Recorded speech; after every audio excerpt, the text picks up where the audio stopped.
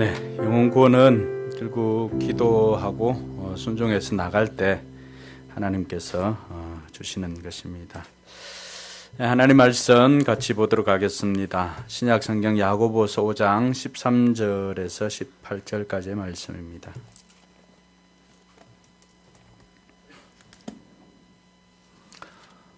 네, 우리 자리에 일어나서 함께 하나님 말씀 받도록 하겠습니다. 같이 읽습니다. 여러분 가운데 고난을 받는 사람이 있습니까? 그런 사람은 기도하십시오. 즐거운 사람이 있습니까? 그런 사람은 찬송하십시오. 여러분 가운데 병든 사람이 있습니까? 그런 사람은 교회 장로들을 부르십시오. 그리고 그 장로들은 주님의 이름으로 그에게 기름을 바르고 그를 위하여 기도하여 주십시오. 믿음으로 간절히 드리는 기도는 병든 사람을 낫게 할 것이니 주님께서 그를 일으켜 주실 것입니다. 또 그가 죄를 지은 것이 있으면 용서를 받을 것입니다.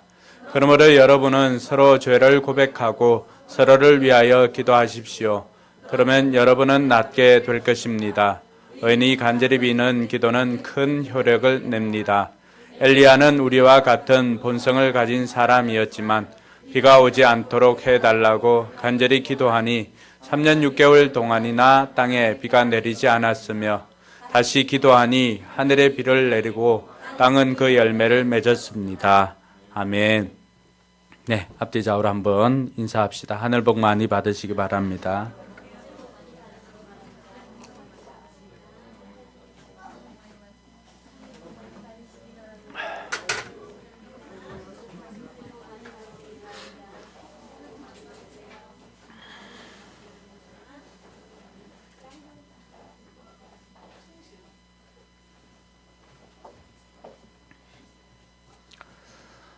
시편 기자는 하나님께서 우리를 신묘막측하게 만들었다라고 그렇게 말씀하셨습니다. 우리에게 있는 것 하나하나는 어느 것 하나 필요하지 않는 것이 없고 다 필요합니다. 눈썹을 보더라도 그렇습니다. 속눈썹 때문에 찔려서 고생하는 사람들도 있지만 여러분 속눈썹이 없다고 한번 생각해 보십시오. 날아오는 또 먼지나 이런 것들을 어떻게 우리가 막고 방어를 할 수가 있겠습니까? 속눈썹이 있으니까 미세먼지나 이런 것들로부터 우리의 눈이 안전하게 또 보호를 받을 수가 있습니다.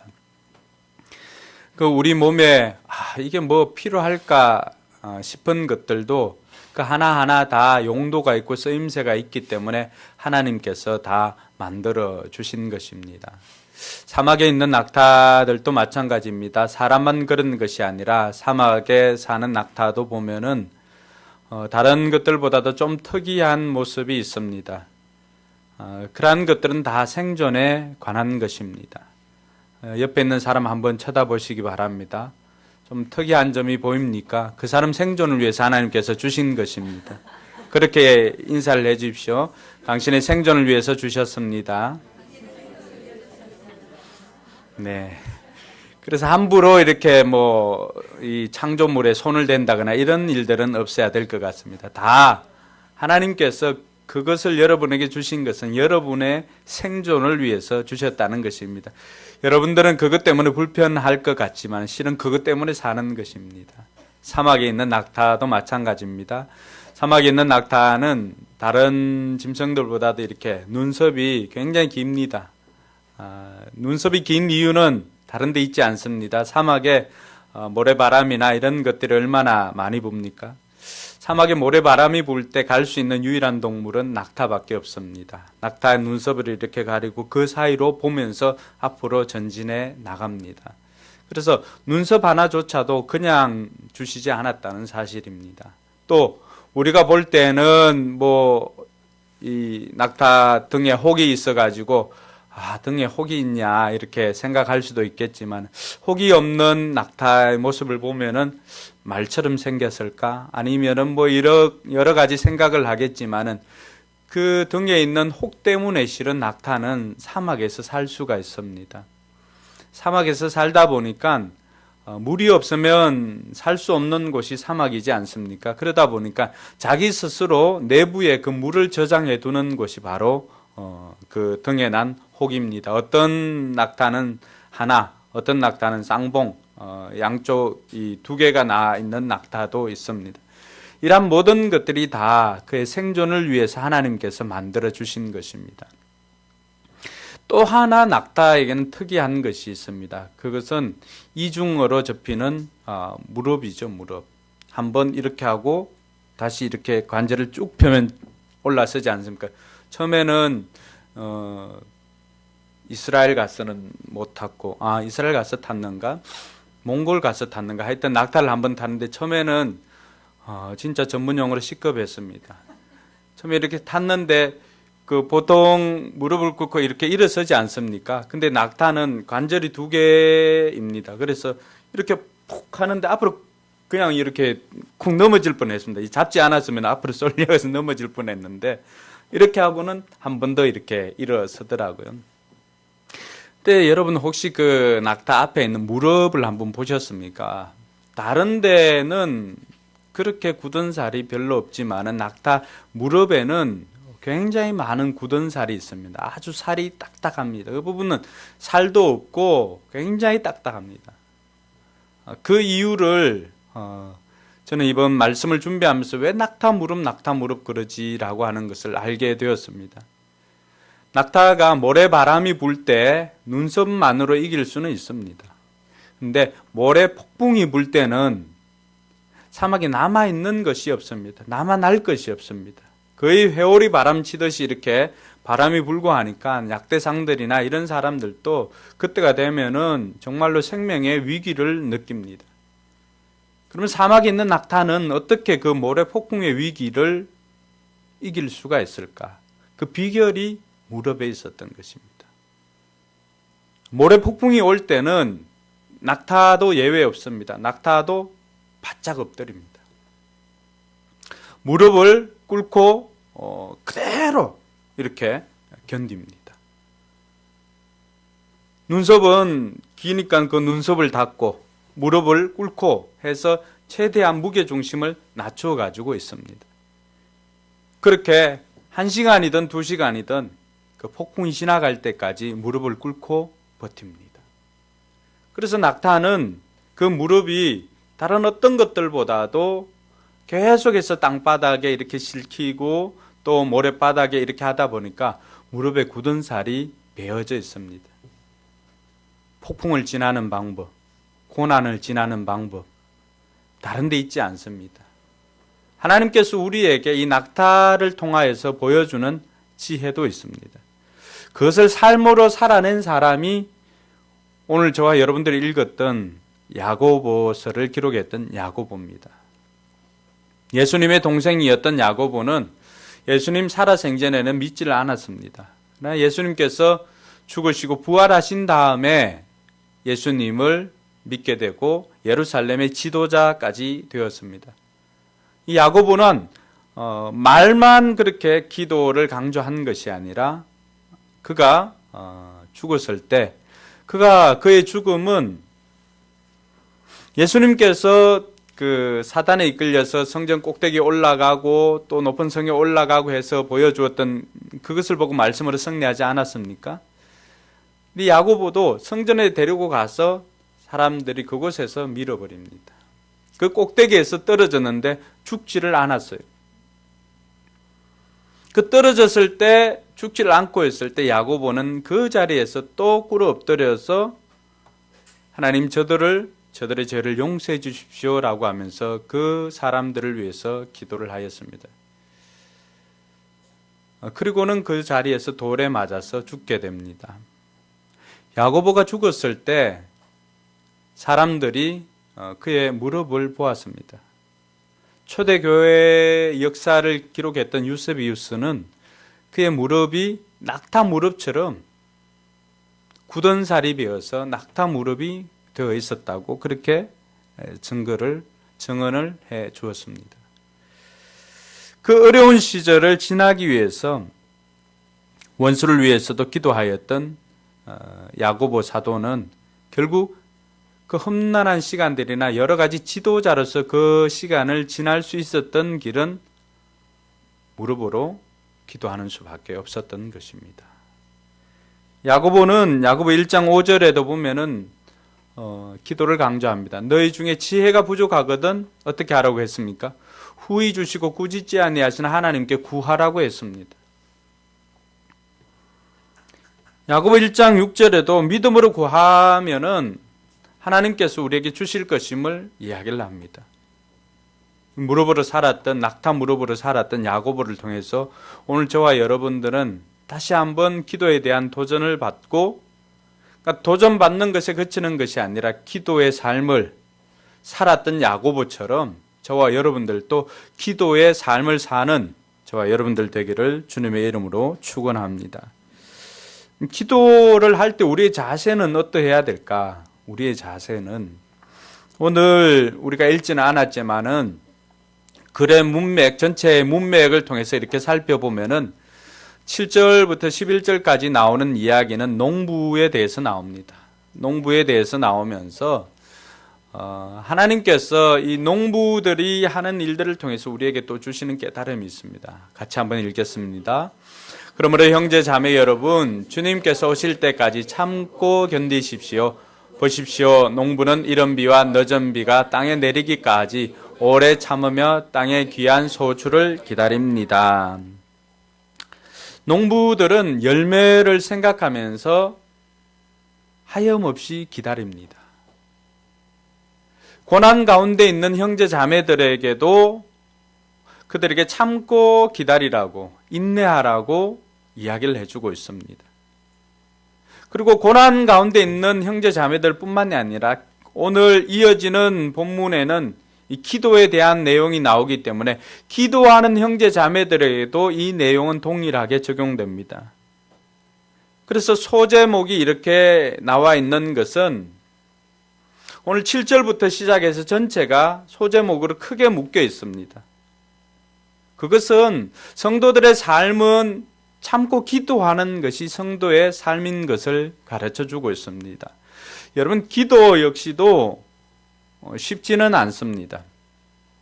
기도가 중요하다는 것을 알면서도 할 수 없는 이유는 쉽지 않기 때문에 그렇습니다. 뭐가 쉽지 않느냐? 지속적으로 하기가, 계속 하기가 쉽지 않습니다. 그런데 주님께서 우리에게 가르쳐 주시는 것은 항상 기도하라고, 쉬지 말고 기도하라고 그렇게 가르쳐 주었습니다. 사무엘이 우리에게 가르쳐 주었던 것도 내가 기도 쉬는 죄를 범치 않겠노라고 그렇게 다짐합니다. 기도하는 사람들인 저와 여러분들에게 주시는 하나님의 음성도 다르지 않습니다. 하나님께서는 기도를 하되 열매를 얻을 때까지 기다리고 인내하면서 기도하라고 우리에게 먼저 들려주시고, 농부에 대한 이야기를 들려주시고 난 다음에 기도에 대한 이야기를 들려주는 것은 바로 그 이유 때문입니다. 우리는 종종 기도하다가 언제까지 해야 되지? 라고 생각할 때가 있습니다. 농부를 통해서 배울 수 있는 것은 뭘 배울 수가 있죠? 귀한 소출을 얻을 때까지입니다. 열매를 맺을 때까지, 응답이 될 때까지 기도하는데 그 때가 되기까지는 우리는 오랜 기다림이 필요합니다. 그래서 오래 참으며, 근데 그렇게 오래 참고 있을 때 하나님께서는 우리에게 주시는 것이 뭔가? 그 이른 비와 늦은 비를 통해서 오래 참음으로 우리를 기다리게 할 때 하나님께서는 이른 비와 늦은 비를 우리에게 주신다는 사실입니다. 할렐루야. 우리가 이 긴 시간들을 기도하고 긴 시간들을 우리가 인내할 수 있는 비결은 뭡니까? 중간중간에 하나님께서 귀한 선물을 주십니다. 작은 응답도 주시고 또 그 사람의 조금씩 변화되는 모습도 주시고 환경이 변화되는 모습을 주십니다. 우리는 그것을 보면서 하나님께서 일하고 계시구나 소망을 가지게 되는 것입니다. 그래서 우리는 그 시간들을 이기게 되고 계속적으로 기도할 수 있게 되는 것입니다. 고난으로부터 시달리지 않는 길이 두 가지가 있습니다. 하나는 문제가 해결되는 것이고 하나는 문제 속에서 소망을 찾는 것입니다. 문제 가운데 있지만은 소망이 있다는 것은 소망을 찾게 되면 어떻습니까? 아, 조금만 기다리면 되지라고 하는 그 생각을 할 수가 있습니다. 군생활을 이렇게 하면 어떻습니까? 제대 날짜라고 하는 그 소망이 없으면 버틸 수 있을까요? 이제 우리 송병장 굉장히 여유가 넘치지 않습니까? 그 이유는 그 고난, 우리가 군생활을 고난이라고 한번 생각해 봅시다. 누구를 막론하고 자기가 하는 일이 제일 어렵습니다. 그 고난이라고 했을 때 끝나는 시점이 정해지지 않으면은 여러분 어떨까요? 견디지 못할 사람들이 너무나 많이 있습니다. 그러나 그 고난 가운데서도 처음에는 그 끝날 시점이 보이지 않죠.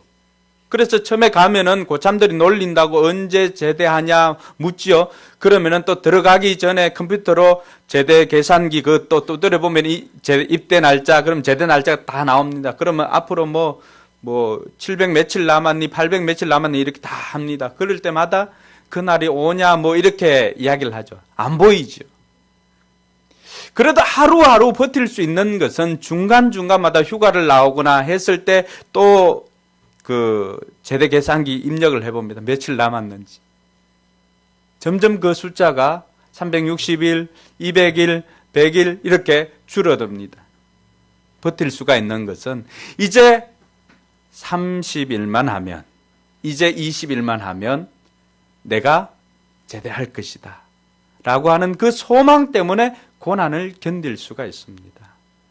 기도도 다르지 않습니다. 사랑하는 성도 여러분, 기도도 다르지 않습니다. 기도할 때 하나님께서는 캄캄하던 그곳에 작은 빛과 같은 소망을 우리에게 던져주십니다. 농부가 이른 비와 늦은 비를 경험한 것처럼 우리에게도 내가 변하든지 대상이 변하든지 환경이 변하든지 도울 사람을 붙여주시든지 하나님께서는 우리가 기도할 때 반드시 이 네 가지를 행하여 주십니다. 할렐루야.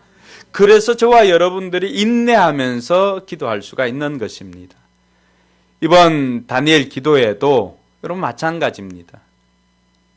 하나님께서 여러분들이 여러분 힘으로 해결할 수 없는 것, 정말 이것은 하나님께서 해 주신 것이야 라고 고백할 수밖에 없는 기도의 제목들을 가지고 기도의 자리로 나올 수 있기를 바랍니다. 할렐루야. 하나님께서 여러분들에게 문제를 해결해 주실 것입니다. 오늘 말씀에는 우리가 기도해야 될 때가 언제인지를 가르쳐주고 있습니다. 세 가지로 이야기를 하는데 먼저는 고난받을 때입니다. 13절에 보면은 같이 읽습니다. 여러분 가운데 고난을 받는 사람이 있습니까? 그런 사람은 기도하십시오 라고 말합니다. 고난받는 사람이 있습니까? 기도하십시오. 고난의 종류는 우리 개인에게 다 다를 수가 있습니다. 그러나 그 고난이라고 하는 터널을 빠져오는 방법은 단 하나입니다. 그것이 기도라고 가르쳐주고 있습니다. 야고보가 이미 그 터널을 통과한 사람 아닙니까? 바울이 이미 그 터널을 통과한 사람이고 수많은 위인들이 모세는 어떻습니까? 여호수아는 어떻습니까? 그 전쟁 중에서도 전쟁의 터널을 벗어날 수 있는 방법은 뭐였습니까? 아말렉이 쳐들어왔습니다. 그러나 이스라엘 백성들은 군사훈련을 전혀 받지 않은 사람들이었습니다. 그들은 애굽에서 나오게 급급해서 서서 음식을 먹고 나올 정도로 급하게 나온 사람들입니다. 근데 그 사람들이 전열을 정비할 시간이 어디에 있으며 그 사람들이 군사훈련을 받을 시간이 어디에 있겠습니까? 그 오합지졸 같은 200만이나 되는 사람들이 애굽에서 나와서 가나안으로 향하는 길에 아말렉이 앞에서 치는 것이 아니라 저기 후미를 이렇게 칩니다. 여러분 앞에서는 어느 정도 할 수가 있습니다. 여러분 이 조직이 움직일 때 앞에는 그래도 괜찮은 사람들 좀 세워둡니다. 뒤쪽은 어떻습니까? 뒤쪽은 전도사들도 예비군 훈련 가면은 앞쪽은 그래도 제대로 하지만 뒤쪽은 전도사지만은 신도원에 가면 이렇게 질질 끌고 다닙니다. 어쨌든 남자라는 인간들은 그 제복만 입혀놓으면 다 차마 안 쓰려고 그랬는데 개처럼 됩니다. 희한합니다. 전도사들도 예외는 아니더라고요. 아말렉이 앞에 공격한 것이 아니라 이스라엘 백성들의 후미를 공격합니다. 그러니까 그 오합지졸인 그들이 어떻게 되겠습니까? 그 전쟁의 위기를 벗어날 수 있는 것도, 전쟁의 위기를 벗어나는 길은 뭐밖에 없어요? 이기는 수밖에 없어요. 승리밖에 없습니다. 그때도 여호수아는 생명을 다해서 전장에서 싸웠지만은 정작 승패는 어디에서 달렸습니까? 모세가 산에 올라가서, 산꼭대기에 올라가서 손을 들고 기도할 때 전쟁의 승패가 달렸습니다. 올라가면은 이겼고 내려오면은 졌습니다. 그러니까 어떻게 하면 돼요? 손이 내려오지 않도록 계속해서 올려놓으면 되잖아요. 쉽죠? 그래서 아론과 훌이 그 옆에서 손을 들고 이렇게 앉아 있는 것입니다. 할렐루야. 사랑하는 성도 여러분, 이미 수많은 사람들이 저와 여러분들에게 보여주었던 것은 기도할 때 우리가 이 터널을 통과할 수 있다는 사실입니다. 다른 길이 없습니다. 다른 길이. 다른 길이 있으면은 왜 성경이 그 길을 우리에게 소개하지 않겠습니까? 문제를 해결하고 기적을 경험할 수 있는 길, 다른 길 있으면 저한테 이야기해 주십시오. 다음부터 그거 설교 좀 하게.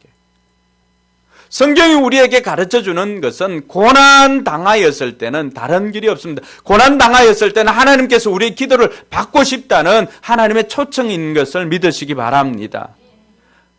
모래바람이 일 때는 그냥 눈썹만 이렇게 제대로 정비를 해놓으면 됩니다. 마스카라 좀 하든지 뭐 하면 됩니다. 그러나 폭풍이 불 때는 어떻게 합니까? 폭풍이 불 때는 그 천하의 사막에서 최고라고 하는 낙타조차도 그 폭풍우를 이길 재간이 없습니다. 그때는 낙타조차도 무릎을 꿇는 것입니다. 고난은 하나님께서 우리로 하여금 교만하지 않고, 또 하나님께서 저와 여러분들의 삶이 내 힘으로 사는 것이 아니라 하나님의 힘으로 삽니다라고 하는 그 고백을 듣기 위한 무릎 꿇기 작업인 줄 믿으시기 바랍니다. 여러분, 고난이 있습니까? 건강의 문제로 고난이 있습니까? 자녀의 문제로 고난이 있습니까? 물질의 문제로 고난이 있습니까? 아니면 장래나 진학의 문제로, 결혼의 문제로 고난이 있습니까? 하나님께서 여러분들을 엎드리게 하시는 방법인 줄 믿으시기 바랍니다. 고난 가운데 할 수 있는 것은 기도입니다. 그래서 고난이 지날 때까지 엎드리는 것입니다. 저와 여러분들이 기도하기 가장 좋은 때, 그것은 바로 고난받을 때입니다.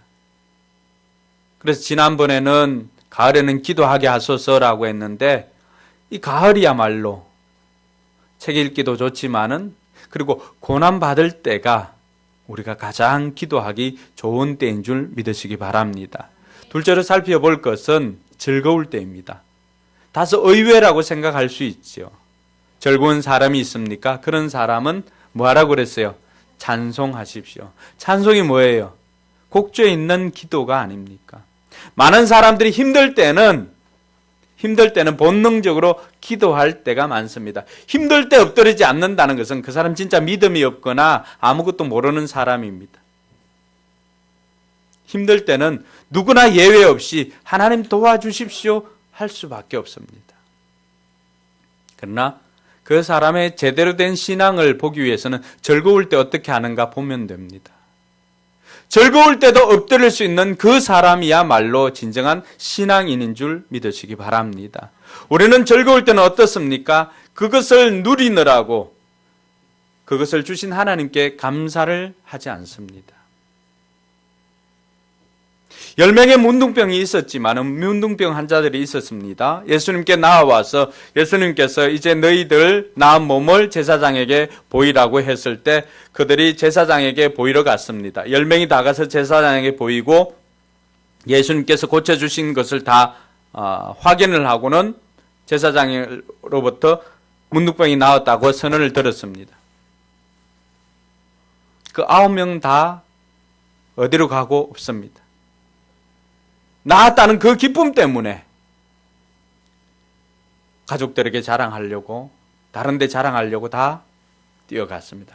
그 중에 한 사람은 돌아와서 예수님께, 예수님께서 나를 낫게 해주셨습니다. 예수님 고맙습니다 라고 예수님 앞에 와서 감사를 표했습니다. 놀라운 것은 예수님께서 그렇게 육신의 질병이 나음을 받고 감사를 드렸던 이 사람에게 그 사람의 죄와 영혼도 깨끗하게 고쳐주신 줄 믿으시기 바랍니다. 우리가 나음을 입고 우리가 즐거움을 누릴 때 어떻게 표현하는가, 그것이 그 사람 신앙입니다. 힘들 때 보이는 사람들, 문제가 해결돼서 보이지 않는 사람들 우리 주변에도 많이 있습니다. 하나님께서 우리에게 가르쳐 주는 것은 힘들 때 30분 기도했으면 즐거울 때도 30분 기도하라는 것입니다. 여러분, 아플 때는 누구나 도움을 요청합니다.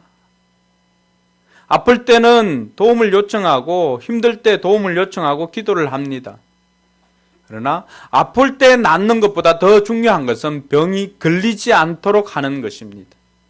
즐거울 때 하는 기도는 예방 기도입니다. 할렐루야. 여러분 병에 걸려서 낫기를 바랍니까? 아니면은 병에 걸리지 않는 것이 훨씬 더 큰 기적입니까? 무엇이 더 큰 기적입니까? 수많은 병균들이 날아다니고 이렇게 해도 그 가운데서 깨끗함을 입고 그 가운데서 건강하게 살아가는 것이 기적입니다. 그것은 즐거울 때 하는 기도가 바로 그런 것을 낳습니다. 즐겁다, 우리 인생에 하나님께서 베풀어 주신 은혜가 놀랍다라고 생각할 때 그때도 기도할 수 있는 저와 여러분들 되기를 주님의 이름으로 축원합니다. 비로소 우리는 그때 내가 누구인지를 알게 됩니다. 내가 누리고 있는 이 은혜, 내가 누리고 있는 이 복, 이것이 하나님께로부터 왔음을 고백할 수 있는 사람이 엎드리고 기도하는 것입니다. 원하기는 힘들 때도 기도하지만 즐거울 때도 평안할 때도 기도하는 저와 여러분들 되기를 바랍니다. 옆 사람 그렇게 이야기해 봅시다. 즐거울 때도 기도합시다. 할렐루야. 저는 우리 성도들이 힘들 때도 기도하지만 정말 아무 일 없을 때도 기도하는 그런 성도들이 되기를 바랍니다. 그것이 여러분들이 누구인지를 드러내는 것입니다. 세 번째로 언제 기도를 해야 되는가? 오늘 말씀에는 아플 때 기도하라고 요청하고 있습니다. 14절을 한번 보시면은 같이 읽습니다. 여러분 가운데 병든 사람이 있습니까? 그런 사람은 교회 장로들을 부르십시오. 그리고 그 장로들은 주님의 이름으로 그에게 기름을 바르고 그를 위하여 기도하여 주십시오. 네. 그럼 아픈 사람이 있어요? 아픈 사람이 있으면은 교회 장로들을 부르라고 했습니다. 이때 교회 장로들은 당시 이제 목회자들을 이야기를 합니다. 그러면 그 목회자들이 하는 일들도 그 당시에는 아픈 사람들, 또 힘든 사람들 신방하면서 기도하는 것이었습니다. 오늘 장로들을 초청하여서 그들에게 기도받기를 요청하였을 때 그 장로님들이 하는 것이 뭐였습니까? 목회자들이 하는 게 뭐였습니까? 그에게 기름을 바르고 그를 위하여 기도하여 주었습니다. 기도는 이 기름은 그 당시에 치유의 그러한 효과도 있고 했습니다. 어떻게 보면 이 기름 바르는 작업도 우리가 할 필요가 있습니다. 이것은 우리가 누리는 일반 은총적인 부분입니다. 여러분 아프면은 약도 먹어야 됩니다. 병원에도 가야 됩니다. 왜냐하면 병원이나 의사 만드신 분은 누구예요? 다 하나님이세요. 그렇지만은 온전한 치유를 위해서는 병행하는 것입니다. 할렐루야. 어떤 사람에게는 일반 은총이 더 잘 들을 수가 있습니다. 그러나 어떤 사람에게는 특별한 은총이 더 잘 들을 때가 있습니다. 오늘 아픈 사람이 있을 때 그 사람을 위해서 기름을 바르고 기도해 주라고 하는 것은 하나님께서 우리에게 주신 메시지이기도 합니다. 우리가 기도할 때 하나님께서는 우리의 질병을 고쳐주시는 분이십니다. 예수님께서 하신 것이 무엇입니까? 가르치고 치유하고 전파하는 것. 예수님께서 가르치고 치유하고 전파하셨다면 그 일들을 누구에게 맡겼습니까? 제자들에게 맡겼습니다. 제자들이 또 그 일들을 했습니다. 오늘 저와 여러분들도 마찬가지입니다. 하나님께서 우리에게도 동일한 것을 주셨습니다. 그래서 예수님께서 제자들에게 하셨을 때 제자들에게 너희는 이보다 더 큰 일도 하리라. 오늘도 여전히 하나님께서는 우리의 기도에 응답하시고 우리를 고쳐주시는 분이십니다. 할렐루야. 그 당시에 12의 혈루병 앓은 여인을 고쳐주셨던 하나님, 오늘 우리를 고쳐주시는 하나님이십니다. 그래서 하나님의 이름을 부를 때 우리는 여호와 라파라고 합니다. 여호와 라파는 치료하는 하나님이십니다. 치료하는 하나님은 2000년 전에도 3000년 전에도 그리고 오늘날에도 여전히 치료하는 하나님으로 우리에게 남겨져 있음을 믿으시기를 바랍니다. 오늘 우리는 이 아픈 사람을 위해서 기도를 요청하였던, 아픈 사람을 위해서 기도하는 것을 통해서 배워야 할 기도의 교훈 3가지를 찾고 마치려고 합니다. 첫 번째는 믿음으로 간절히 드리는 기도입니다. 오늘 15절 말씀을 한번 보십시오. 15절 같이 읽습니다. 믿음으로 간절히 드리는 기도는 병든 사람을 낫게 할 것이니 라고 말합니다. 야고보가 병든 사람을 위해서 기도하라고 했을 때 장로들을 요청하고 그리고 어떻게 기도해야 할 것인가를 우리에게 가르쳐 주는데 그것을 배울 수 있는 레슨 첫 번째 레슨은 믿음으로 간절히 드리는 기도입니다. 너무나 확신에 찬 고백 아닙니까? 믿음으로 간절히 드리면 낫게 될 것이다, 나을 것이다 라고 하는 것입니다. 뭐라고 말합니까? 그렇게 드린 기도는 누가 일으켜 주신다고요? 주님께서 그를 일으켜 주실 것입니다. 너무나 확신에 찬 고백 아닙니까? 자신이 경험을 하지 않고서는 어떻게 이렇게 확신에 찬 고백을 할 수가 있습니까? 오늘 저와 여러분들에게 야고보 사도를 통해서 하나님께서는 우리에게 말씀하십니다. 믿음으로 간절히 드리는 기도는 병든 사람을 낫게 할 것이다. 여러분 동의하십니까? 할렐루야. 그러니까 여러분들 지금부터라도 아픈 사람을 위해서 기도해 주시기 바랍니다. 그것은 후유증이 없는 최고의 은사입니다. 하나님께서 우리에게 많은 것들을 주셨습니다. 많은 은사들을 주셨습니다. 선물을 주셨습니다. 그 가운데는 신유의 은사도 있다는 사실입니다. 어느 특정한 사람에게만 주신 것 아닙니다. 우리 모두에게 주신 줄 믿으시기 바랍니다. 기대를 가지고 기도하는 것입니다. 예수님께서 오셔서 치유하셨을 때 제자들도 그것을 보고 나가서 치유하셨습니다. 오늘 저와 여러분들에게도 동일합니다. 우리도 예수님께서 하신 일을 우리도 할 수 있는 근거가 무엇입니까? 우리 안에 예수님 계십니다. 할렐루야. 예수의 영이 우리 안에 있기 때문에 우리 역시도 병든 자를 위해서 간절히 기도할 때, 믿음으로 간절히 기도할 때 하나님께서 그를 일으켜 주실 줄 믿으시기 바랍니다. 지금까지는 왜 없었는가? 내가 믿지를 못했거나 기도받는 사람이 믿지를 못했기 때문입니다. 우리는 이런 것들을 신비적인 영역으로 두었습니다. 어느 특별한 사람만, 밀가루 주고, 물 어디 떠와서 이렇게 해주고, 그런 사람들만 해줄 거라고 생각했습니다. 그런데 돌이켜보니까, 우리 집에는 어릴 때부터 그렇게 해왔었던 것 같습니다.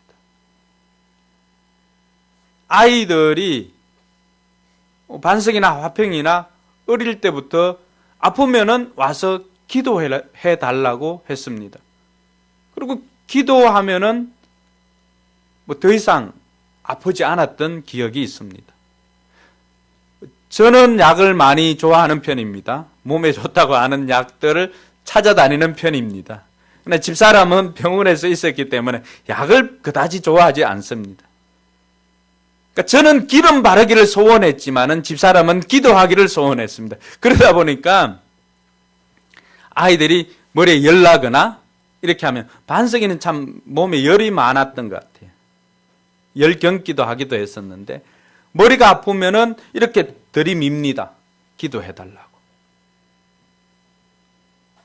그러니까 그 아이의 믿음이죠.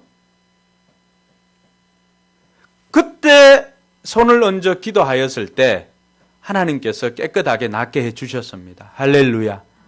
배가 아플 때도 배를 밉니다. 오늘 우리에게 부족한 것이 있다면은 믿음이 부족합니다. 또 하나 부족한 것이 있다면은 간절함이 부족합니다. 간절함은 우리로 하여금 그냥 있게 두질 않습니다. 열정을 가지고 있으면은 행동을 하게 되어 있습니다. 불이 붙었는데 그 불이 이 안에 있는데 어떻게 나가지 않고 견딜 수가 있습니까? 내가 나가지 않는다는 것은, 내가 구하지 않는다는 것은 내 안에 그 불이 식어져 있기 때문입니다. 그 식어진 가슴에 다시금 불을 붙일 수 있기를 바랍니다. 우리는 빛과 열을 가지고 일하는 사람들입니다. 빛은 이미 우리 속에 들어와 있습니다. 할렐루야. 빛 대신 예수님 우리 속에 들어와 있습니다. 그러나 그 빛이 빛을 발하고 열을 발산하기 위해서는 저와 여러분들에게 열정이 있어야 됩니다. 오늘날에 왜 수많은 기적들이 사라져가고 있습니까? 우리는 옛날 믿음의 선배들이 보여주었던 열정이 우리에게는 없기 때문에 그렇습니다. 그것은 단순히 야성이 있고 없고의 차원이 아니라 그런 것 말고도 우리에게 그 야성을 만드는 힘이 무엇입니까? 열정이 없습니다. 얼마나 간절합니까? 간절하지 않는 이유는 뭘까요? 믿는 구석이 따로 있다는 거예요. 간절하면 어떻습니까? 그것 아니면 안 되기 때문에 그것만 붙잡을 수밖에 없습니다. 믿음의 선배들은 어땠습니까?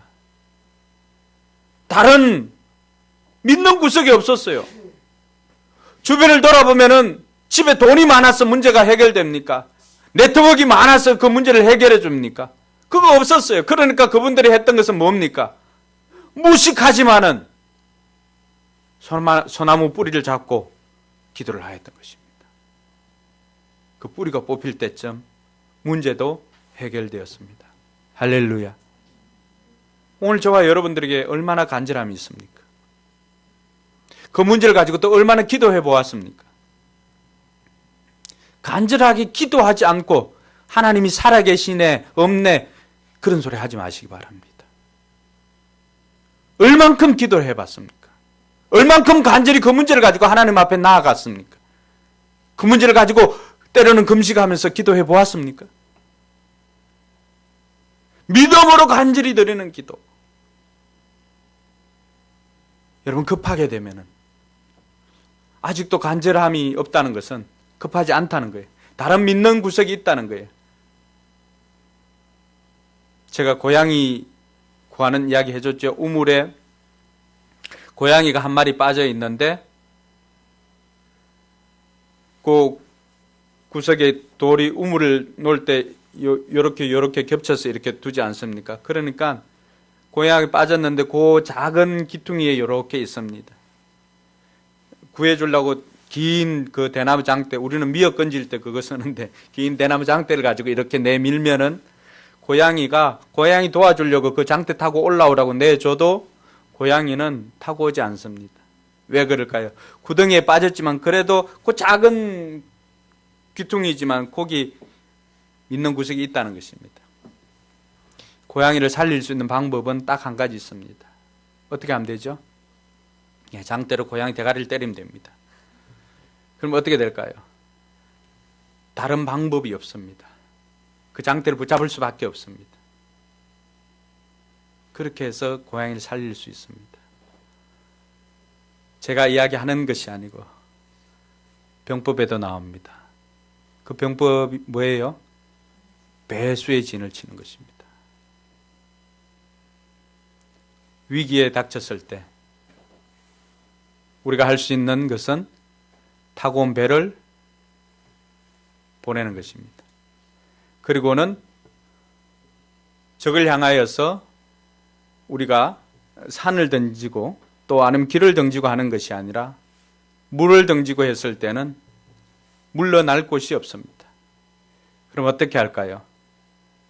죽기 살기로 합니다. 그것이 간절함입니다. 믿음의 어른들이 보여주었던 것은 배수의 진을 치는 기도였습니다. 하다 포기하는 것은 아직도 간절함이 덜한 것입니다. 여러분 고난의 문제, 그 문제가 어떤 것인지는 모르지만 내가 다 해결할 것처럼 기도하십시오. 문제가 내 손에 달려 있는 것처럼 기도하십시오. 하나님께서 여러분들이 그 믿음의 간절한 기도를 들으시고 문제를 해결해 주실 것입니다. 할렐루야. 옆 사람에게 그렇게 이야기해 줍시다. 간절하게 기도해 봅시다. 네. 지금은 아주 큰 교회가 되었지만 분당 우리 교회 이찬수 목사님 그 책에도 보면은 미국에 있을 때부터 옥하는 목사님 좋아해가지고 옥하는 목사님 밑에서 좀 사역을 해봤으면 좋겠다 이런 마음을 가졌습니다. 신대원의 기숙사에 있는데 어느 날 공고를 이렇게 보니까 사랑의 교회에서 사역자를 구한다는 교육전수사 구한다는 그 공고를 봤습니다. 근데 보니까 이 교육전도사 신대원 그 1학년 재학 중에 있는 사람들을 구한다는 그런 공고였습니다. 근데 이미 자기는 3학년이었거든요. 그래서 고민하고 있다가 합격시키고 안 시키고는 그 사람 문제지만 쓰고 안 쓰고는 자기 문제예요. 그래서 일단 나는 쓰고 보자. 그렇게 해서 원서를 냈습니다. 원서를 내고 난 다음에 어떻게 했을까요?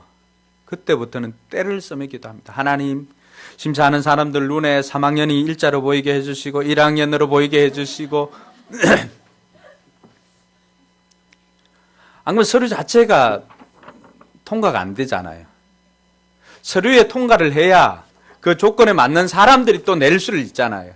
근데 이미 자기는 조건에서 맞지 않잖아요. 그러니까 얼마나 간절하게 기도했겠습니까? 때를 쓰면서 삼자가 일자로 보이게 해주시고 바뀌게 해주시고 이렇게 간절히 기도하였습니다. 어떻게 되었을까요? 어떻게 됐을까요? 여러분들 다 아는 대로입니다. 합격 소식이 왔고 연락이 와서 사랑의 교회 가서 사역을 시작을 했습니다. 오늘 저와 여러분들이 우리 이성적으로만 생각하고 포기하고 하지 말고 그 우리 이성의 영역의 안 되는 부분은 우리의 영성으로, 우리의 기도로, 우리의 간절함으로 넘어서는 저와 여러분들 되기를 바랍니다. 둘째로 우리가 배울 수 있는 레슨은 죄를 고백하며 드리는 기도입니다. 이 죄를 고백하며 드리는 기도는 모든 질병이 죄로부터 온 것은 아닙니다.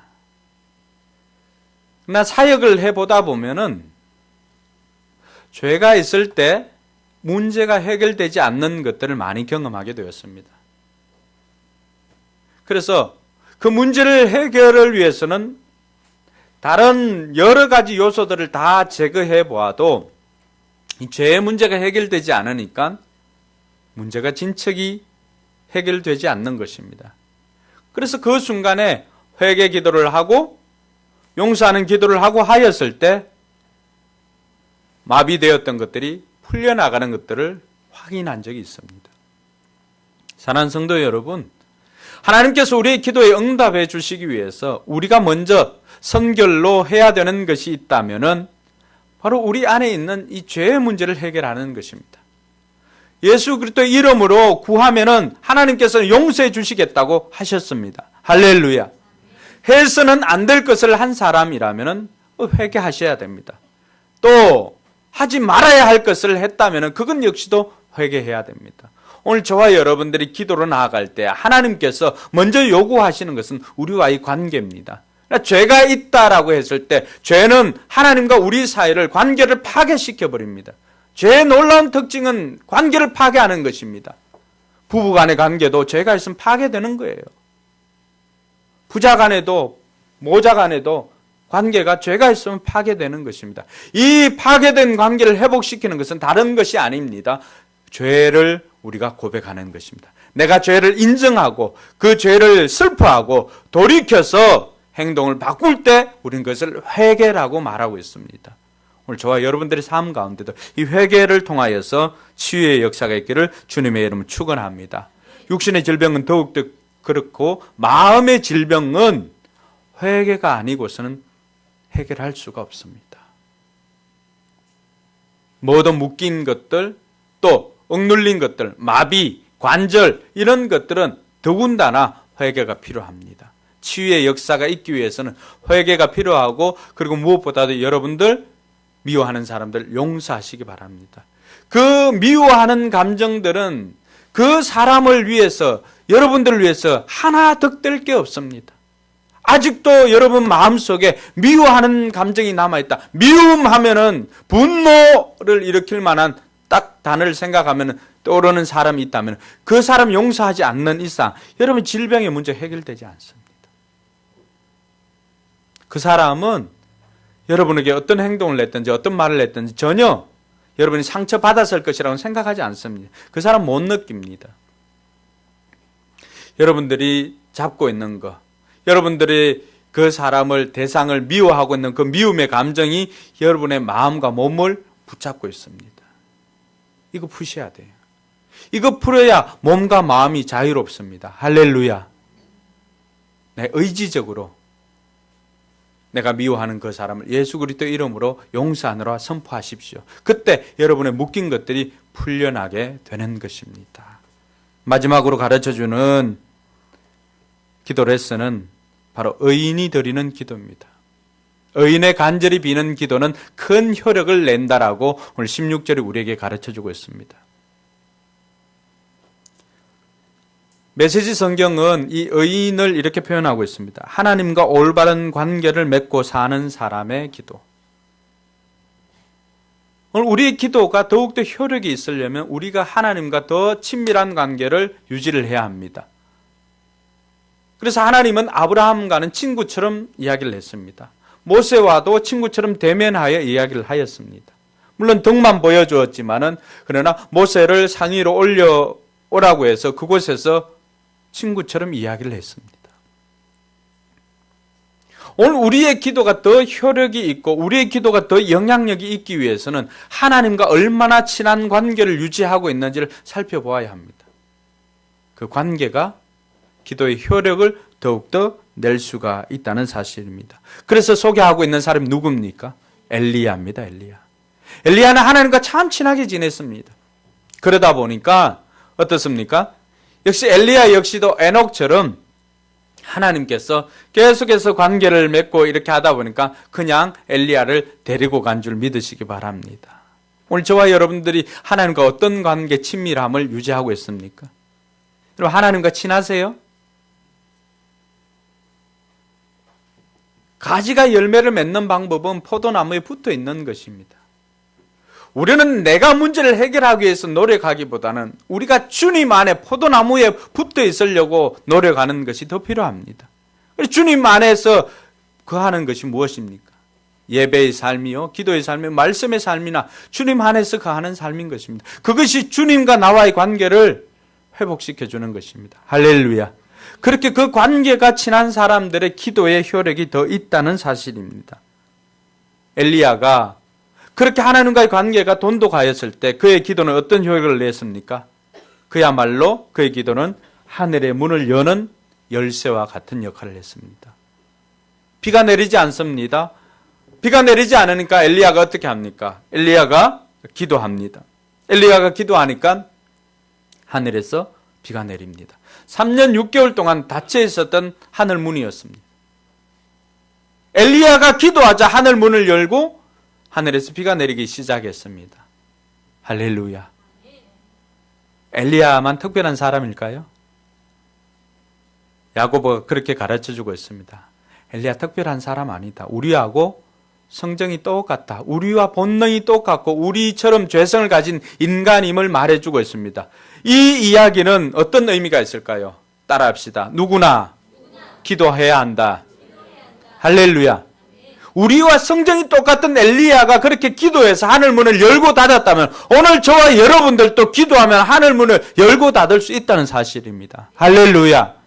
이걸 믿어야 합니다. 엘리야만 되고 누구만 되고 이게 아니에요. 나도 되는 것입니다. 여러분 동의하십니까? 이게 동의가 돼야 됩니다. 그래야 여러분 삶에도 기적을 경험할 수가 있습니다. 평범한 인간이 하늘의 능력으로 사는 것은 기도 외에는 없습니다. 엘리야도 평범한 인생이었습니다. 오늘 우리도 평범한 인생입니다. 평범한 인생이 하늘 능력으로 사는 것은 기도 외에는 없습니다. 우리 힘으로 그렇게 살 수 없는 부분이죠. 내 힘으로는 그렇게 살 수 없습니다. 우리에게는 이렇게 살 능력이 없습니다. 근데 이렇게 살았던 분이 계십니다. 예수님이십니다. 예수님의 기도는 죽은 자를 살리고 풍랑도 잠잠케 하였고 병든 자도 고쳤습니다. 예수님을 따랐던 제자들도 그런 삶을 살았습니다. 저와 여러분들도 예수님 믿고 나아가면 우리도 그런 삶을 살 수 있습니다. 여러분 한번 생각해 보십시오. 여러분에게 기도가 또 기적이 필요한 영역이 무엇이 있습니까? 그 부분 가지고 고민하지 마시고 낙타 무릎으로 응답받는 저와 여러분들 되기를 주님의 이름으로 축원합니다. 그럼 눈을 한번 감아 보십시오. 여러분에게 하나님의 능력이 필요한 영역이 어디에 있습니까? 고난이 있는 분 있으면 우리가 찬양할 때 나와서 기도 받으시기 바랍니다. 또 좋은 일, 즐거운 일이 있는 분 나와서 기도 받으시기 바랍니다. 육신의 질병이 있는 분들도 이따 헌신 찬양할 때 나와서 기도 받으시기 바랍니다. 하나님께서는 여전히 지금도 치유하시는 하나님으로 역사하십니다. 이 시간 여러분 기도가 필요하고 기적이 필요한 영역 그 부분을 가지고 하나님 앞에 곰곰이 한번 생각해 보시고 결단하는 귀한 시간 되길 바랍니다. 기도하겠습니다.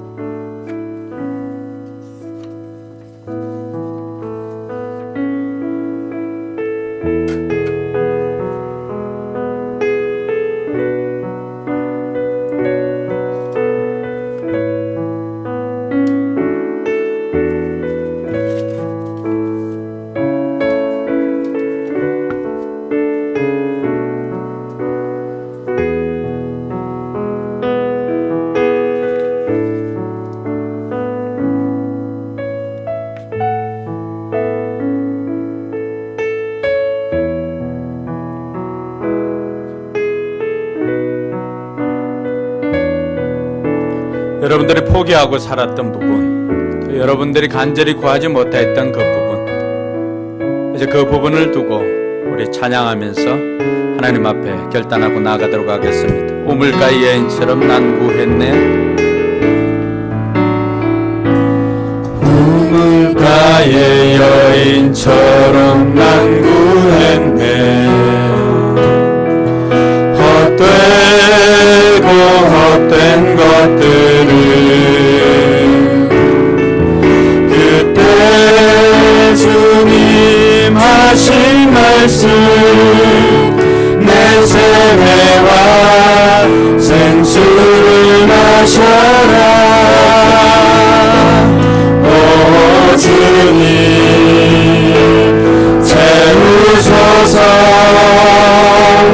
나의 잠을 높이옵니다. 다른 양식 내게 채워주소서. 넘치도록 채워주소서. 자리에 일어나서 찬양합시다. 많고 많은 사람들이 찾았었네. 헛되고 헛된 것들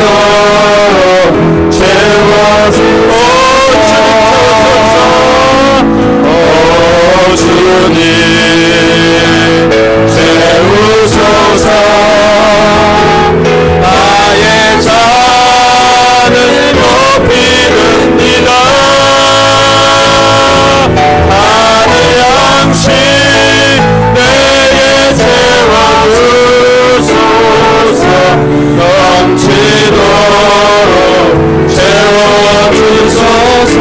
우리 우리 간절함으로 주여 한번 외치고 여러분의 간절한 기도 제목을 하나님 앞에 고백하기를 바랍니다. 주여 외치며 기도합니다.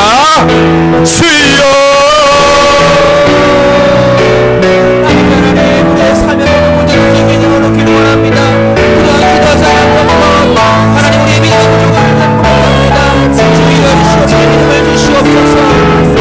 판단으로 할 수 있다 할 수 없다를 정하는 것이 아니라 하나님의 기준으로 말씀의 기준으로 할 수 있다 아버지 하나님 그것을 정하고 기도하는 말씀을 찾을 수 있도록 도와주시옵소서. 하나님 그동안 주님의 의지했던 것들 하나님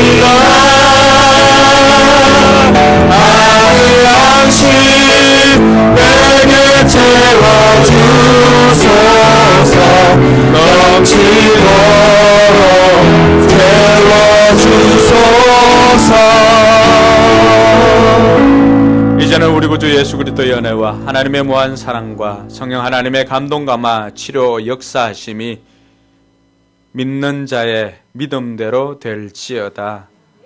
우리 모든 믿음의 성도들 위해 이제로부터 영원토록 함께 있을지어다.